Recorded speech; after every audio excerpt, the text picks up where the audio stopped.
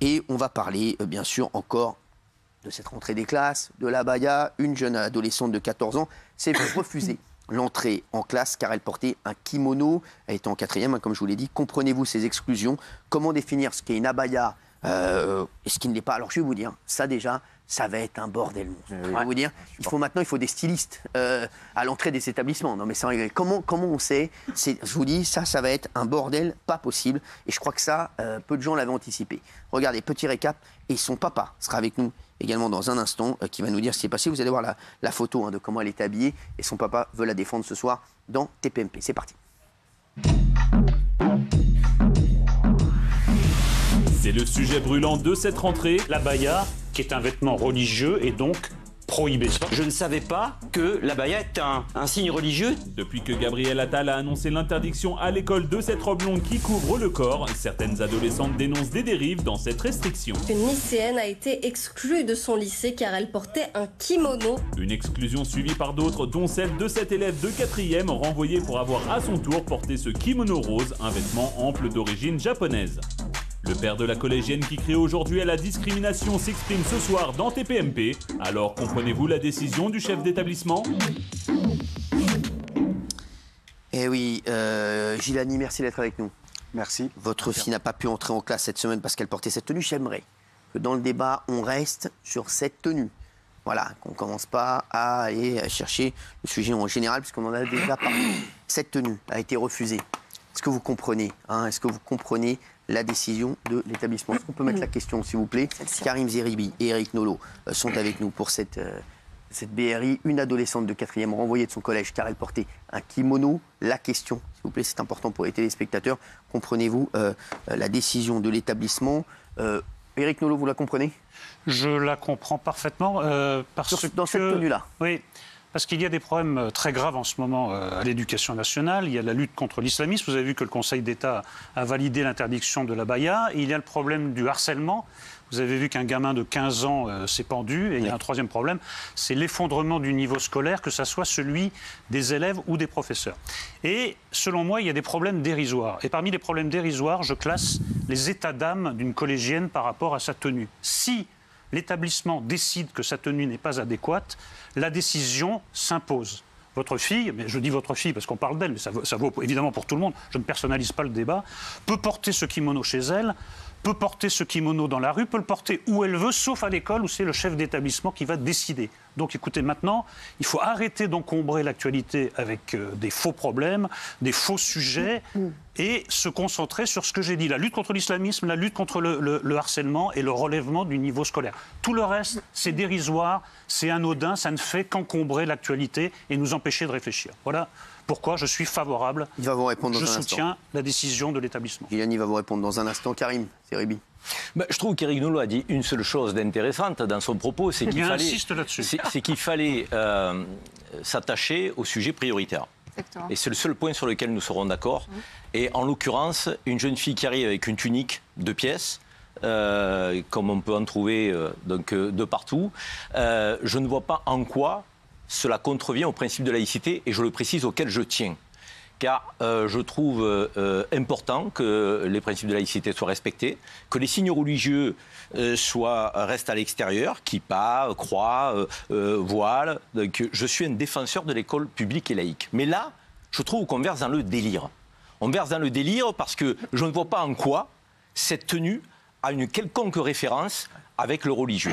Et donc, je trouve qu'on ouvre une boîte de Pandore qui devient dangereuse, avec une forme de stigmatisation, de discrimination. À quoi va-t-on décider qu'une tenue est acceptable ou pas? Est-ce que c'est au faciès de jeunes filles? Est-ce que si une blonde, faciès européen porte cette tenue, est-ce qu'on va lui dire qu'elle n'est pas acceptable? J'en doute fort.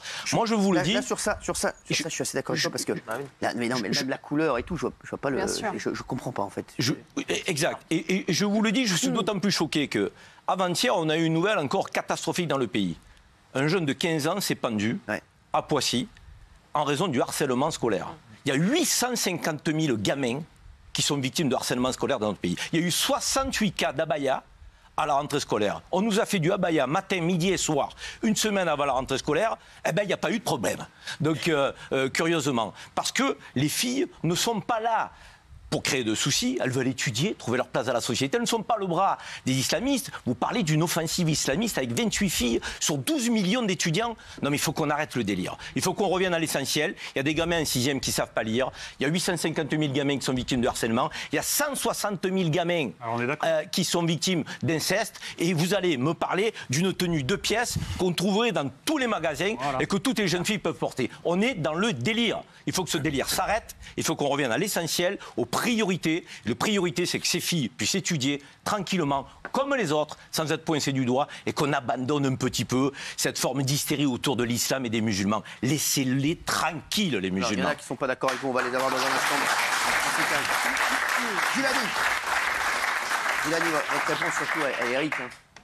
Bien sûr, oui, bien sûr. J'ai eu l'impression, quand Cyril vous a demandé est-ce que vous étiez d'accord avec la décision d'interdire cette tenue, j'ai pas eu l'impression que vous avez regardé la... En fait, j'ai l'impression que, quelle que soit la photo qu'il va vous montrer, donc pour vous, c'est pas important, vous serez d'accord avec la décision. Vous savez, on me l'a envoyé en début d'après-midi, la photo. Vous savez, il y a un minimum de préparation de cette émission, donc j'ai eu le temps quand même... Franchement, minimum, voilà. Monsieur Nolot. Oui, c'est pour ça que j'ai dit un minimum. Merci. Franchement, tous les deux, on regarde... Ah, vous me faites un mauvais procès, ça commence mal. Pardon ? Vous me faites un mauvais procès, ça commence mal. Regarde la tenue. J'ai regardé. Pour vous, donc, pour vous, c'est associé à une tenue islamique, donc ça. Je vous dis simplement que la décision du chef d'établissement s'impose à une collégienne de 14 ans. C'est comme ça que ça marche dans la vie.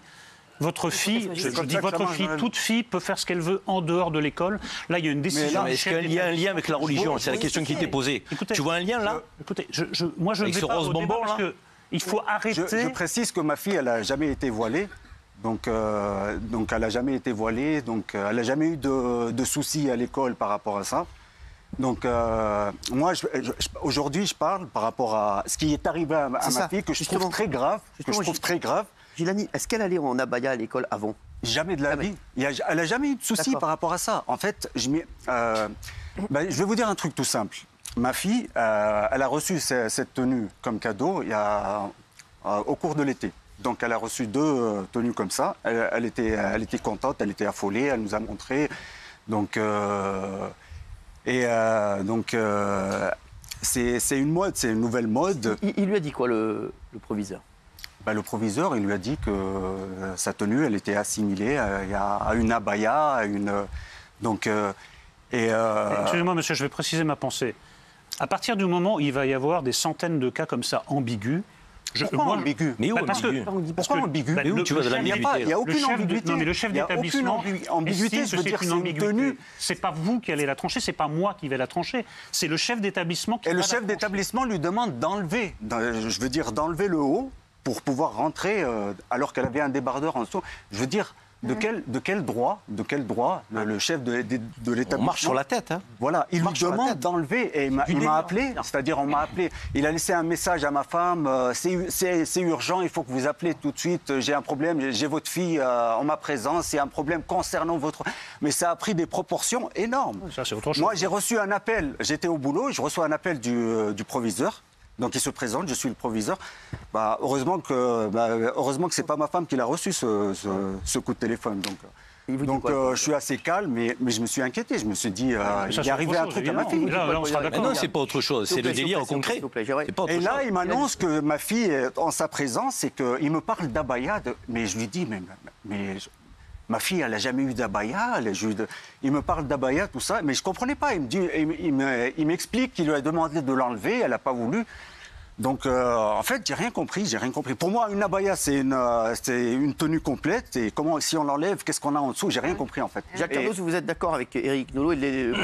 Oui, moi, je suis d'accord avec la décision du chef d'établissement parce que j'ai constaté qu'il y avait eu plusieurs incidents qui ont été signalés en France. Et moi, je vois tout ça comme une forme de défi lancé à la décision d'un ministre. Alors, ce n'est peut-être pas la motivation de votre fille, monsieur, je vais aller jusqu'au bout, puisque vous dites qu'elle n'a jamais porté l'abaya, mais on a reçu lundi un responsable islamique important et qui lui-même a dit qu'il allait réagir et que sa fille porterait le kimono dans les jours qui suivent. Et il y a eu d'autres cas qui ont été signalés. Non, mais peut-être que la motivation. Non, mais attendez, je vais aller. Si vous voulez pas, est-ce que je peux préciser ma pensée justement pour éviter les amalgames?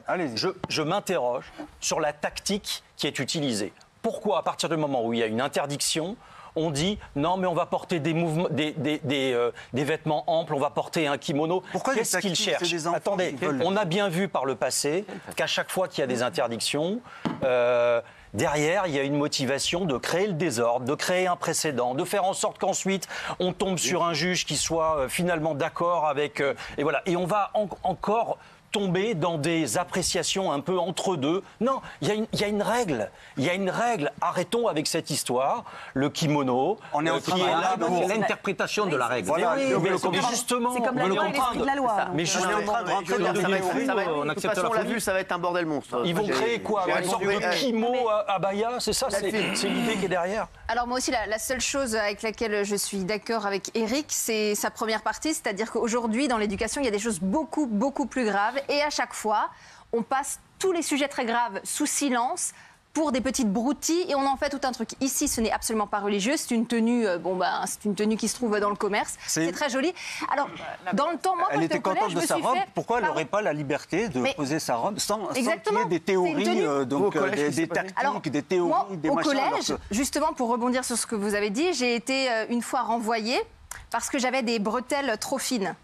Et une autre fois parce qu'on voyait un peu le ventre. Donc chez nous, c'était. On a eu les mêmes choses. Chez nous, c'était les bretelles larges. Ou, mais bien sûr, ou alors on ne voyait pas le ventre. Donc que le proviseur ait demandé carrément à votre fille d'enlever. Et donc du coup, on voit ses épaules. Indécente. Voilà. À la rigueur, si on voit trop de peau, effectivement, je comprends que ça puisse déranger les garçons, parce que moi, c'est ce qu'on m'avait dit. Mais si une jeune fille est trop couverte d'une manière, je ne vois pas pourquoi ça dérangerait. Justement, elle est trop couverte pour lui, elle est trop couverte. Mais le problème, il m'expliquait que le problème, c'est qu'elle était trop couverte. Oui, c'est n'importe quoi.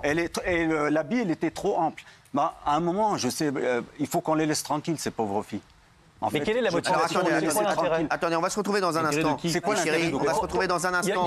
Quel est l'intérêt de porter ça? Non, Villani et Jacques, c'est bon, on va se retrouver dans un instant. Les chéris, on va finir là-dessus. Et puis, on va avoir donc Jacques Frimont, vice-président de l'Association pour la promotion du naturisme en liberté, qui sera avec nous. C'est pas pareil. C'est de la transition. Ça, c'est de la transition. C'est pas pareil. C'est un métier quand même. Ils sont magnifiques. Un sacré métier.